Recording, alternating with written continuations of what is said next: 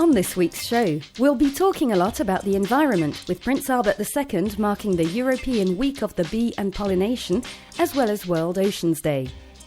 And we'll also be talking about the 56th International Television Festival of Monte Carlo, which welcomed many television stars to the Principality.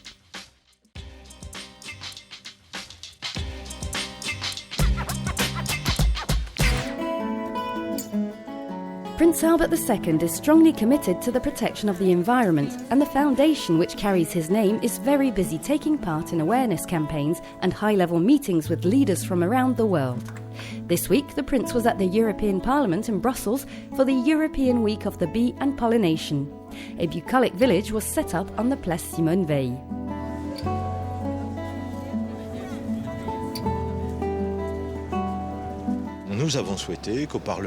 Parliament is the place where the majority of the legislation which guides the everyday life of Europeans is decided.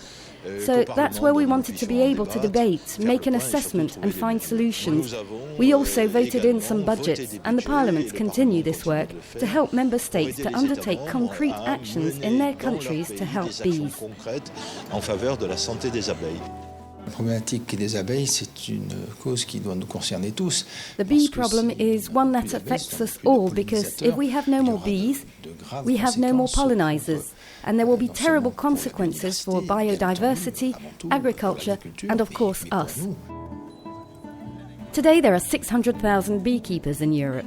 There are many threats posed to bees, such as pollution, pesticides, parasites, the development of single-crop farming, growing urbanization, and the disappearance of hedges and flower meadows.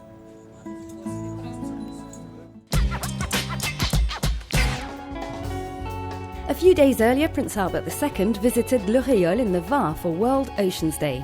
A scientific conference was organised there to discuss the role played by marine and coastal ecosystems in the regulation of the climate. People often associate ecology with green, but really the planet is mostly blue, and oceans are a treasure for humanity, for the oxygen it represents and which fills our lungs, as well as for the regulation of the climate, for biodiversity. It's a source of food for the planet, and it's also bursting with renewable energy options. It's here, overlooking the Mediterranean, in this protected area, that scientists, politicians such as the Moroccan Minister for the Environment and some well-known names like sailor Catherine Chabot shared their experiences and confirmed the importance of preserving oceans, which are, more than ever, essential for life on our planet.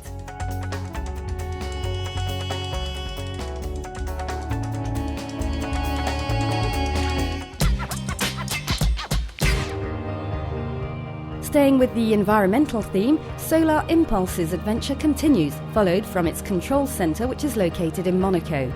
The aircraft, which is powered only by the sun, has reached another important and symbolic milestone. It flew over the Statue of Liberty to land a few minutes later in New York. Solar Impulse will then have another big stage ahead, the crossing of the Atlantic, which, if everything goes well, should be around the end of June.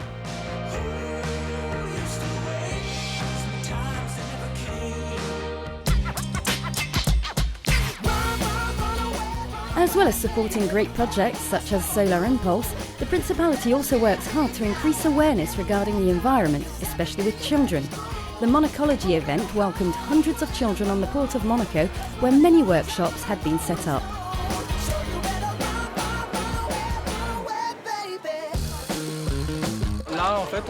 We're teaching them to recycle bottle tops at home and showing them that with something as simple as that, you can make shapes and develop your imagination. Objects made with bottle tops and fabric bags to replace plastic ones. All these great initiatives were very successful.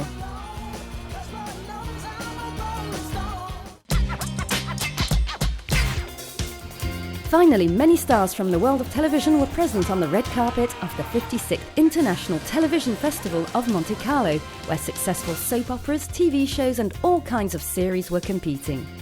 Time to go. See you next week.